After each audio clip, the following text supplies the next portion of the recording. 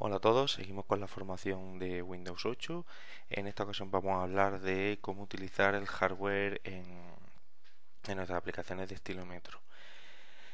Windows 8 permite que las aplicaciones de estilómetro tengan un acceso sencillo a todos los dispositivos conectados al sistema, incluyendo webcam, micrófono, sensores, giroscopios, geolocalización, acelerómetro, soporte para NFC, Near Field Communication y mucho más. Y lo bueno que tiene es que los nuevos dispositivos que vayan saliendo al mercado, Windows 8 dará soporte desde el principio y en nuestras aplicaciones de estilómetro podemos ir consultándolas. Así que vamos a empezar un poco viendo cuáles son los diferentes tipos de dispositivos y acceso al hardware que tenemos, y vamos a empezar en esta ocasión con el vídeo.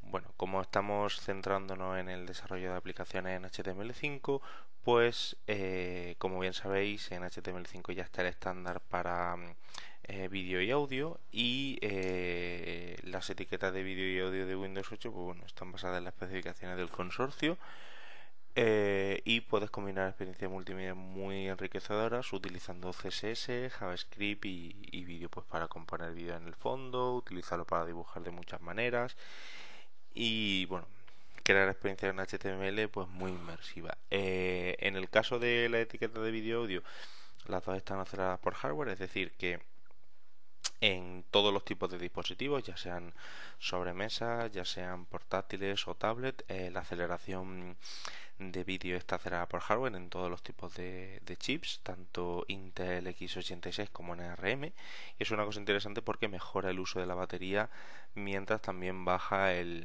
la temperatura del dispositivo. ¿Qué tipo de mejoras tenemos en Windows 8 con respecto al vídeo? Bueno, pues tenemos sistemas de DRM que vamos a poder utilizar a la hora de reproducir vídeo. Esto es bastante interesante. Si queréis hacer una plataforma de distribución de contenido, pues sabéis que podéis utilizar sistemas de DRM de terceros que podéis desarrollarlo y conectarlos con el sistema de DRM de Windows o DRM de Microsoft Play Ready. Tenemos soporte para vídeo estereoscópico en 3D, para reproducción de vídeo en HTML, efectos de audio y vídeo, es decir que podemos hacer nuestros propios efectos para que se vayan procesando por el pipeline de ejecución, todos ellos a través del API de DirectX, ya que están acelerados por hardware, extensibilidad de los reproductores, composición de códecs, ese tipo de cosas. Como novedad también tenemos salida de audio por Bluetooth, es decir que ahora Windows, si tú conectas unos auriculares Bluetooth, eres capaz de escuchar los sonidos de Windows directamente en esos auriculares y poder hablar con los auriculares de manera muy cómoda. También tenemos sonido de fondo, background audio, que lo comentábamos en la sesión del ciclo de vida de las aplicaciones, para que nosotros podamos hacer que aplicaciones pues de tipo radio puedan reproducir sonido en el fondo en todo rato. También tenemos una baja latencia para juegos y aplicaciones de comunicación, es decir que el tiempo desde que se rellena el buffer hasta que se reproduce es muy bajo, que así permite que la baja latencia pues sean aplicaciones de tiempo real. Tenemos sistema de reproducción Play 2 para hacer streaming a televisores y sistemas de audio, para que nosotros podamos seleccionar multimedia y reproducirlo. También podemos hacer que el equipo, una aplicación, sea el destino de un media render, es decir, que otro dispositivo, un teléfono móvil o otro ordenador, reproduzca contenido en nuestra aplicación. Y también tenemos soporte para zoom y modo espejo para el vídeo, es decir, que podemos seleccionar qué vídeo queremos que se reproduzca en una salida externa, para que, por ejemplo, tengamos nuestro tablet y estemos viendo la aplicación, pero si la tenemos conectada con HDMI a un televisor, podamos seleccionar qué vídeo queremos que se reproduzca en la salida de HDMI a pantalla completa. Entonces, en este sentido, en lo que a reproducción de vídeo se refiere, Windows viene con una serie de códecs y de formato multimedia predeterminados. El soporte predeterminado es MP4, podemos decir el preferido por el sistema, y incluso soporta SF, que es un poco el contenedor para streaming multimedia de Windows Media Video. En cuanto al vídeo, soporta H264, que como sabréis es el estándar actualmente de reproducción de vídeo del consorcio, y en contenedor MP4 o VC1, que sería también otro estándar de la industria, que en concreto quien implementa este VC1 es Microsoft con su Windows Media Video. Podemos decir que VC1 es el estándar y Windows Media Video es la implementación concreta de ese estándar. En lo que a audio se refiere, pues tenemos soporte para AAC sin DRM, MP3 y WMA con soporte para DRM. Por supuesto, tanto el audio como el vídeo está acelerado por hardware, lo que va a permitir que podamos tener un uso excelente de la batería y que podamos reproducir los vídeos pues con una calidad estupenda sin que se pierda ningún frame a la hora de la reproducción. Y ya los plugins o los codecs, perdón, no se instalan en el sistema, sino que son por aplicación, es decir, que son de uso privado. Eso significa que si una aplicación en concreta quiere tener un reproductor de vídeo para un formato concreto de vídeo, un codec concreto, esa aplicación será la que contendrá el codec y no el sistema. Así haciendo que nuestras aplicaciones de Metro pues sean mucho más seguras y aisladas en ese sentido. En cuanto a la cámara, bueno, pues otra de las cosas también, otra de las novedades es que nosotros vamos a poder acceder al dispositivo de la cámara para poder empezar a utilizarlo en nuestras aplicaciones de manera bastante transparente. Entonces, por ejemplo, lo que tenemos en pantalla es un poco el resumen de las APIs que tenemos disponibles en el namespace windows.media, que podemos decir se agrupan en Capture, que nos va a permitir capturar imágenes, vídeos o audio, o hacer una fotografía, grabar un pequeño vídeo. Es justo la demo que vamos a hacer, de capturar una fotografía y hacer un vídeo. Dispositivos que nos van a permitir acceder a dispositivos de entrada y salida como Bluetooth. Soporte para playlist, tanto playlist de M3U como playlist de Zune. Play2 para hacer streaming, Protection, que sería DRM, Transcoding, que sería para codificar tanto audio como vídeo, y efectos de vídeo, para que podamos hacer efectos de vídeo en tiempo real. Los efectos de vídeo también se aplicarían a las imágenes, que serían estáticas. Entonces, en el caso concreto de la cámara, tenemos dos maneras de trabajar con la cámara. Tenemos el Camera Capture UI, que sería la interfaz de usuario para poder capturar imágenes de la cámara. Sería una interfaz de usuario inmersiva que permitiría al usuario seleccionar una imagen con la cual quisiera trabajar y en base a esa imagen pues hacer una fotografía, grabar un pequeño vídeo y que el usuario pues viera su imagen en la aplicación. Lo bueno que tiene este Camera Capture UI es que nosotros como desarrolladores podemos generar nuestro propio Camera Capture UI, es decir, que podemos hacer una aplicación que reemplace a la cámara actual a la interfaz de usuario de la cámara actual de Windows para integrarla directamente en nuestros dispositivos, en nuestras aplicaciones. Es una aplicación que viene con una serie de controles que nos van a permitir pues capturar una imagen, capturar un vídeo y trabajar con ello. Y por otro lado tenemos el Media Capture API, que lo que te permite es que tú puedas hacer como un flujo de vídeo en directo, es decir, que tú puedas coger, por ejemplo, el flujo en directo de la cámara y que lo puedas poner, por ejemplo, en un canvas o en una etiqueta vídeo de HTML. Pero por supuesto, no hay ningún tipo de control predeterminado, eres tú por código el que te tienes que encargar de hacer la captura, de hacer la fotografía o de grabar el vídeo. Entonces tenemos esas dos opciones. Entonces vamos a ver una pequeña demo de Camera Capture UI. Vale.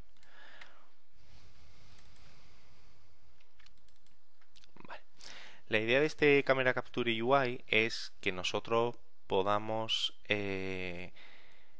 hacer capturas de pantalla, tanto de vídeo, o sea, tanto de imagen, de una fotografía como de un vídeo. Y la idea es que toda esta aplicación, como siempre recordamos, estamos trabajando en HTML, así que fijaros que nosotros podemos capturar una fotografía de la webcam o capturar un vídeo desde la webcam. Si le damos a capturar una fotografía, en el momento en que pulse el botón de capture foto, lo que va a aparecer es ese Capture UI que nos va a permitir hacer fotografías, pero con la interfaz de usuario de la cámara inmersiva. Entonces le doy a capture foto.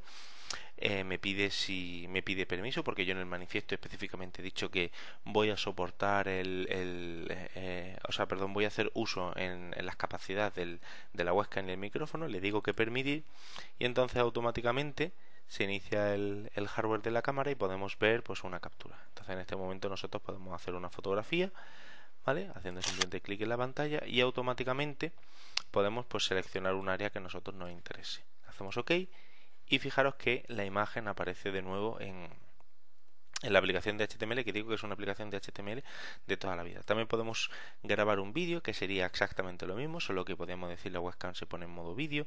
Tenemos la opción de decir a cuánta resolución, cuántos megapíxeles queremos, qué dispositivo de sonido vamos a utilizar y si vamos a utilizar estabilización de vídeo. Entonces podemos decir, bueno, pues queremos grabarlo, por ejemplo, a 480p en 4 tercios y pulsamos, hacemos clic, empieza a grabar.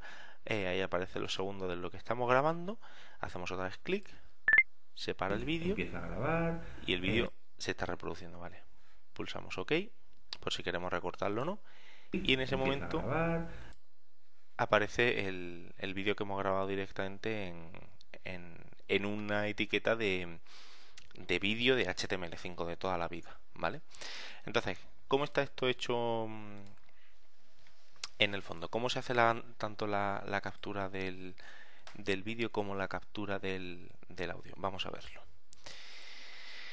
Lo primero de todo, como he dicho durante la demo, tenemos que habilitar la capacidad tanto de la webcam como del micrófono para que el usuario sepa que esta aplicación hace uso de la webcam y del micrófono, y además de eso se le sacará ese prompt al usuario para que el usuario confirme.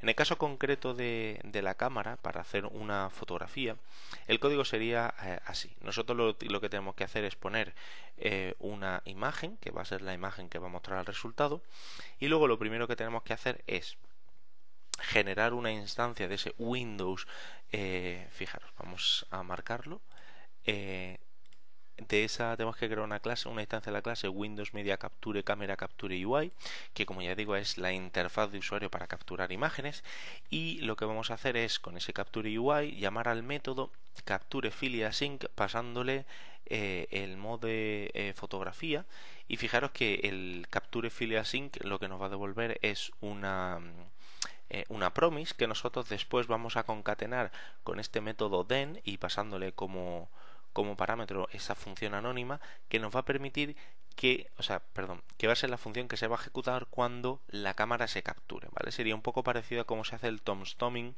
en Windows Phone 7. Entonces, en ese objeto capture item que tenemos en pantalla es donde nosotros tenemos capturada la imagen que el usuario ha seleccionado. La imagen se guarda en el disco duro, y de hecho se guarda en la carpeta temporal de la aplicación, ¿vale?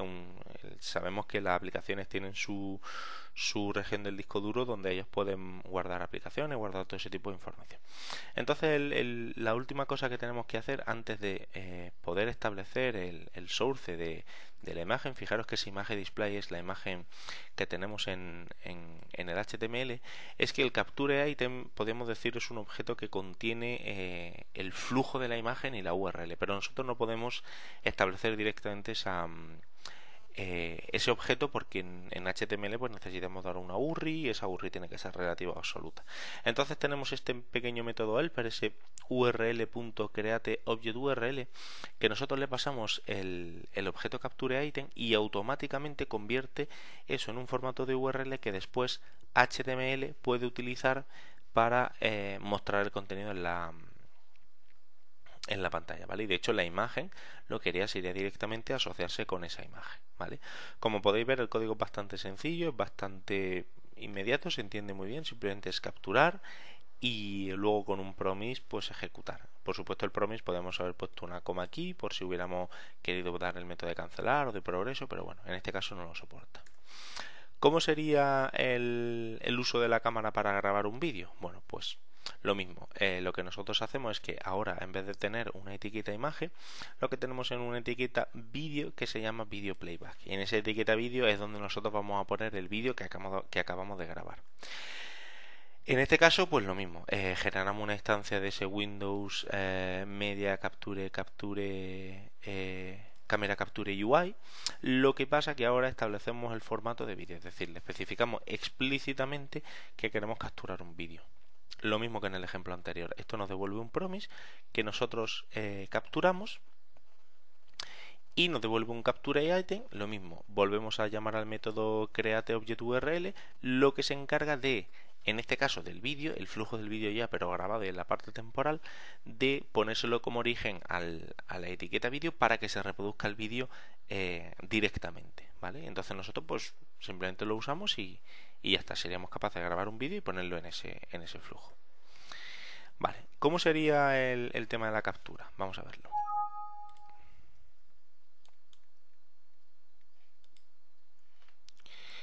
Creo que lo tenemos por aquí, media capture, sí. Vamos a verlo.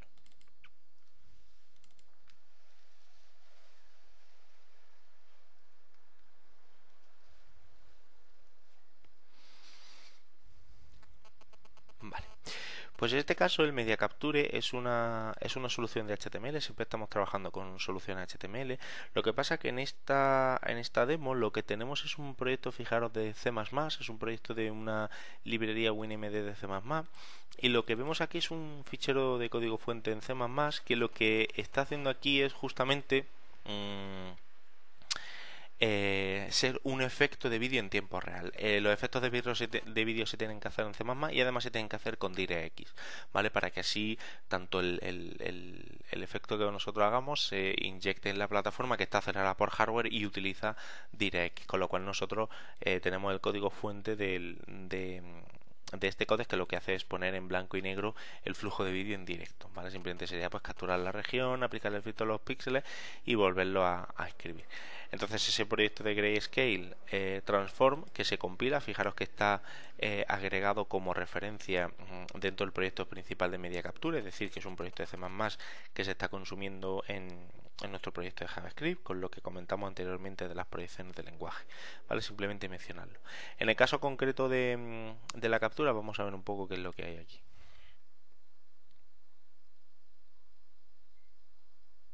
Vale. Fijaros que lo que nosotros podemos hacer aquí es, antes hemos comentado que por un lado tenemos el Capture Camera UI, que sería la interfaz de usuario inmersiva de la cámara, es decir, que sería pues la interfaz de usuario que se utilizaría para hacer fotografías. Pero nosotros otra de las cosas que podemos hacer es inicializar un dispositivo para previsualizar el flujo de vídeo en directo en una etiqueta vídeo que nosotros hayamos predefinido. Entonces fijaros que en este rectángulo que pone preview nosotros vamos a empezar el dispositivo, ¿vale? De nuevo nos vuelve a pedir permiso, le decimos que lo permitimos, y ahora fijaros que, bueno, recordar también que en las opciones de settings de esta aplicación tenemos una categoría que se llama permisos, que fijaros que nos aparece el uso de micrófono y de webcam, además de que la aplicación tiene permiso para usar la librería de imágenes, de música y de vídeos y la conexión a internet. Fijaros que podemos empezar la previsualización del vídeo, con lo cual fijaros que automáticamente aparece la previsualización del vídeo. Podemos cambiar los valores de contraste, los valores de vídeo, que todo esto son efectos que directamente vienen de la cámara. Podemos tomar una fotografía que aparecería directamente aquí, incluso me diría la ruta en mi, podemos decir, sistema en mi librería de imágenes que está asociada, y podríamos iniciar una grabación de un pequeño vídeo de lo que se estuviera viendo aquí. Podemos saludar y paramos la grabación del pequeño. Entonces, fijaros que lo que nos aparece es que nos dice que se ha grabado en la carpeta vídeos en cámara capture 2.mp4. Directamente graba el vídeo y automáticamente ya podemos nosotros empezar tanto a grabar vídeo como hacer fotografía. También podemos añadir los efectos, pero tenemos un problema con el efecto y no, si en el momento en que lo activemos, pues me parece que va a dar una excepción, así que directamente no lo vamos a probar. Y la última opción sería grabar grabar audio, que sería exactamente igual, solo que en una etiqueta audio, que sería este rectángulo que aparece aquí. ¿Cómo se ha hecho esto? ¿Cómo está hecha esta aplicación? Pues veamos.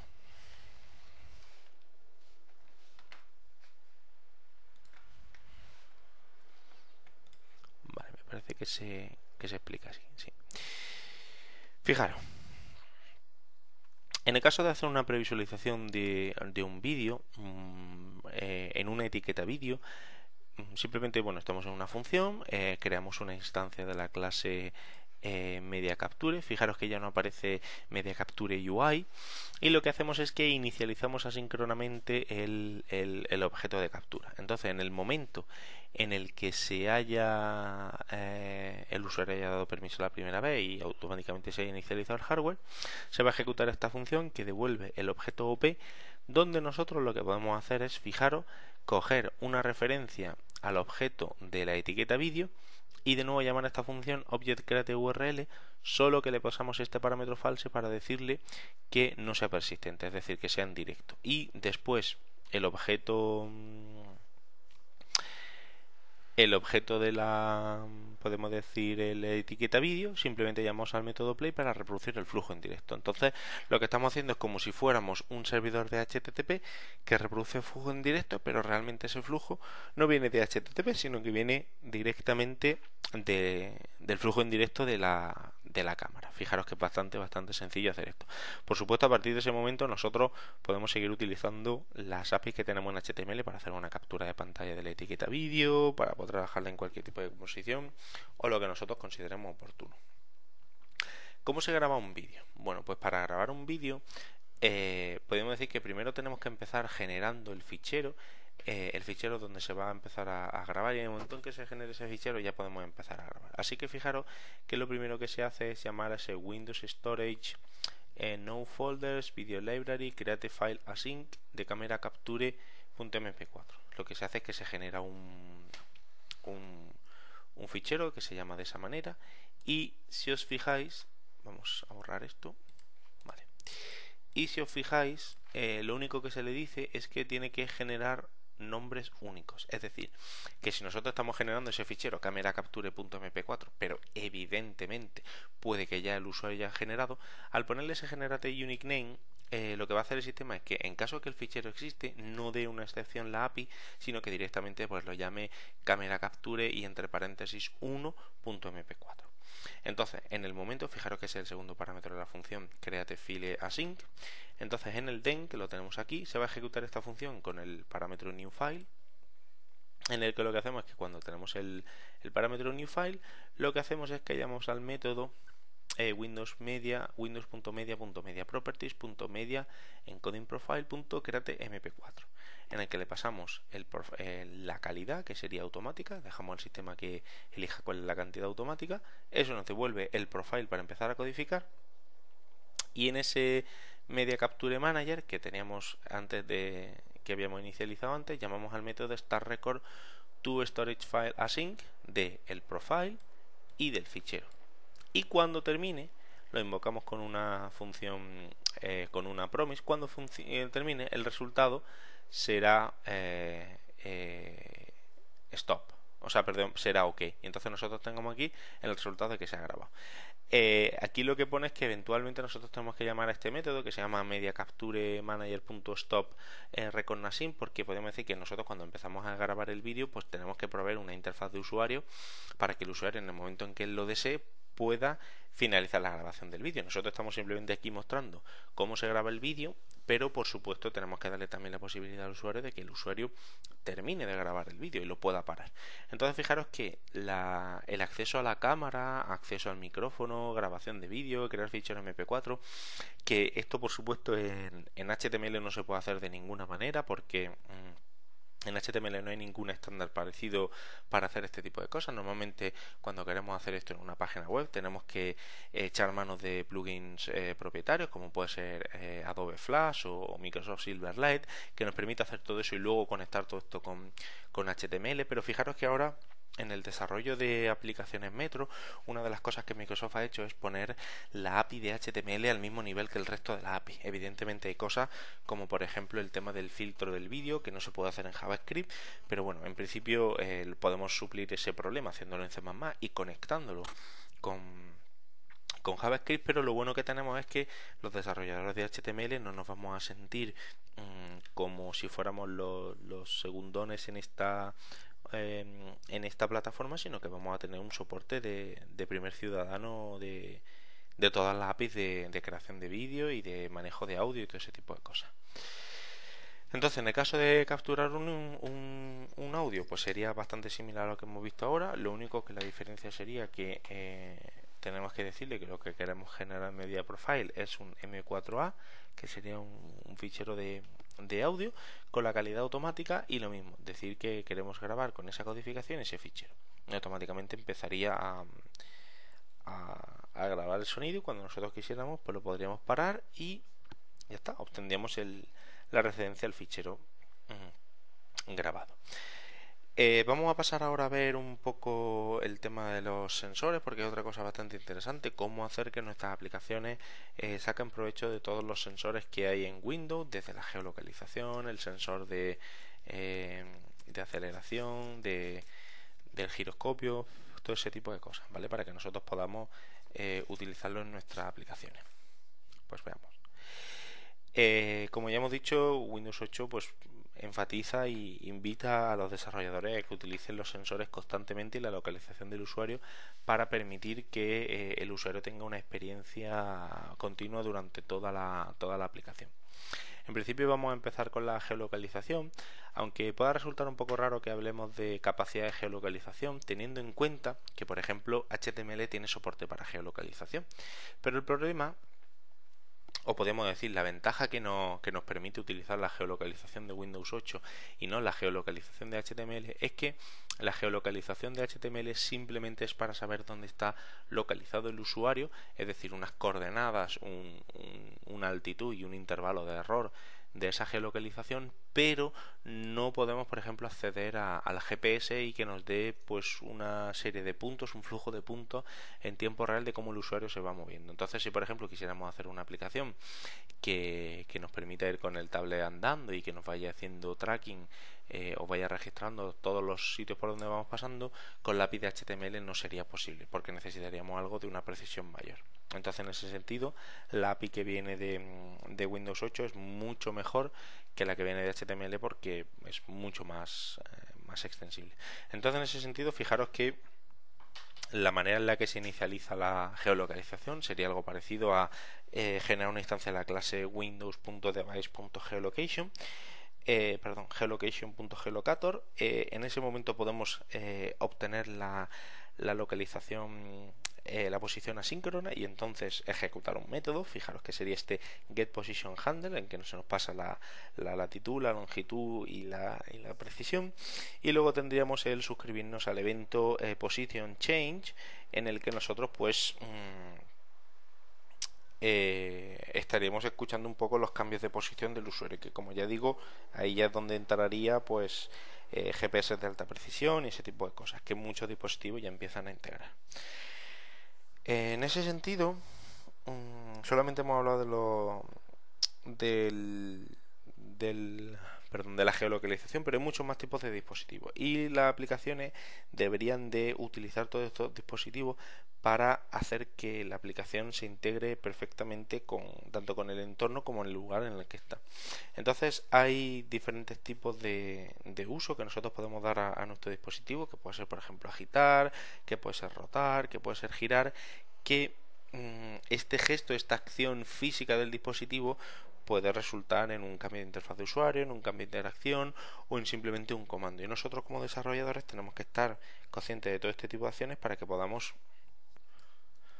También hay otro tipo de aplicaciones, que son las aplicaciones sensibles a la luz o conscientes de la luz, que nos van a permitir que, dependiendo de la cantidad de lúmenes que haya en el entorno, hacer aplicaciones que respondan a esa cantidad de luz que hay en el entorno y que cambien su interfaz de usuario o incluso la manera en la que se dibuja, en este caso, los mapas. Entonces la idea sería que estemos constantemente leyendo ese valor para reaccionar y cambiar la interfaz de usuario.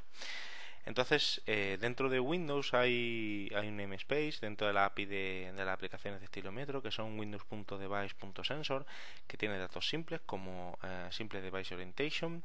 Luego tenemos datos en bruto, que sería pues el sensor de luz, el acelerómetro, el giroscopio, y luego datos procesados, que serían pues la brújula, cómo de inclinado está el dispositivo, o la orientación del dispositivo, que podríamos decir que utiliza tanto el acelerómetro como el giroscopio, pero a nosotros simplemente nos interesa saber si el dispositivo está en horizontal o está en vertical. Es como un dato muy de alto nivel. Entonces, en ese sentido, por ejemplo, nosotros podemos acceder al acelerómetro de esta manera tan sencilla. Simplemente generamos una instancia del windows.devices.sensor .accelerometer.getDefault. Fijaros, tenemos el valor predeterminado, el acelerómetro predeterminado del sistema, y a partir de ese momento nos suscribimos al evento readingChange de esta función, en el que fijaros que en el parámetro e nos vienen los valores de la aceleración en x, en y y en z, que sería el valor de la fuerza de la gravedad en las tres componentes, la aceleración. Fijaros que es bastante sencillo, se hace desde JavaScript y no tiene nada de raro. Entonces, continuando un poco con todo esto, Microsoft, lo mismo que integró en la parte de acceso a táctil, el tema de la entrada de teclado, de ratón, de táctil y de stylus, Microsoft también ha generado un concepto que se llama Sensor Fusion, que es la capacidad de procesar varios sensores a la vez y dar una única salida refinada. Es decir, que nosotros podamos combinar varias entradas y dar una salida, podemos decir, procesado de alto nivel. Entonces, en ese sentido, pues tenemos el acelerómetro en 3D, el giroscopio en 3D, el valor del magnetoscopio, y todo eso se pasa a través de, podemos decir que podemos leer su valor en bruto, que sería pues el valor del acelerómetro, y el valor del giroscopio, que podemos utilizar esa API completamente independiente, pero podemos hacer que todos esos valores se lean en ese Sensor Fusion y los combinemos para hacer cosas como la orientación del dispositivo, el inclinómetro o el acceso a la brújula. Entonces, la idea es que nosotros podemos acceder tanto a la información básica, la información en bruto del dispositivo, como la información de alto nivel. Imaginaros que, por ejemplo, en HTML pues queremos reaccionar a un cambio de orientación del dispositivo. No queremos ni siquiera escuchar los eventos del acelerómetro ni del giroscopio, sino que simplemente estamos interesados en un cambio de orientación. En ese sentido, Sensor Fusion nos ayuda a que nosotros podamos combinar toda esa información y simplemente centrarnos en lo que nosotros queremos. En ese sentido, la demo es un poco complicada de mostrar, porque el problema que tiene es que en este sentido la única manera de hacerlo sería con el simulador, porque evidentemente estoy en un ordenador portátil y el ordenador portátil pues no tiene ni un acelerómetro, ni un giroscopio, ni absolutamente nada. Entonces el giroscopio, la única posibilidad que te da es, el simulador. Vamos a arrancar el simulador. La única posibilidad que te da es de cambiar la localización a mano, es decir, que tú le puedes decir cuáles son las coordenadas, la altitud y el grado de error para que tú utilices esos valores en el simulador, en tus aplicaciones. Y la otra opción sería, fijaros, aquí nosotros podemos cambiar la localización del usuario, la localización simulada, o podríamos simplemente decirle no, utiliza la localización física real del dispositivo, es decir, donde yo esté conectado. Y la otra opción que nosotros podemos hacer sería simplemente rotar el dispositivo, que lo único que haría sería cambiar la orientación. Entonces, fijaros que nosotros podemos cambiar la orientación y en todo momento la flecha está hacia arriba, indicando realmente hacia dónde miramos nosotros. Entonces, fijaros que podemos, por ejemplo, volver a rotar. ¿Vale? Podemos, por ejemplo, establecer un bloqueo, es decir, solo queremos esta rotación, cambiarlo, y entonces parece que no funciona bastante bien esto en el simulador. Screen Orientation es Landscape, esto supongo que sí lo detectará. Ahora será Portrait, efectivamente es Portrait, y en el otro lado será Landscape Flipper, es decir, boca abajo, y otra vez Portrait pero Flipper, es decir, puesto en vertical pero invertido, y de nuevo otra vez Landscape. O sea que fijaros que podemos hacer esta información. Con el simulador es bastante complicado hacer todo esto, porque, como ya digo, no tenemos acceso ni al giroscopio, ni al simulador, ni nada de eso.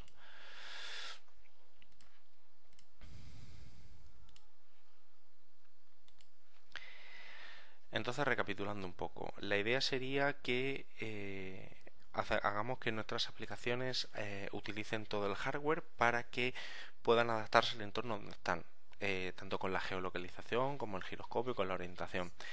Sensor Fusion abre un nuevo mundo de posibilidades para que nosotros podamos leer todos esos valores de manera continua y centrarnos en cosas muy concretas o en cosas muy generales. Y también comentar que nosotros nos hemos centrado en ver las APIs de acceso a todo este tipo de sensores y que podemos decir Windows 8 hace el trabajo duro de mantener toda esta información de sensores exactamente igual en todas las plataformas, es decir, en tablet Intel, en tablet ARM, en portátiles, en escritorio, y podemos decir que es el que se encarga de dar toda esa información filtrada para que los usuarios y los desarrolladores simplemente se encarguen de que tengan siempre la misma experiencia en todos los dispositivos, independientemente del tipo de dispositivo, tecnología o plataforma.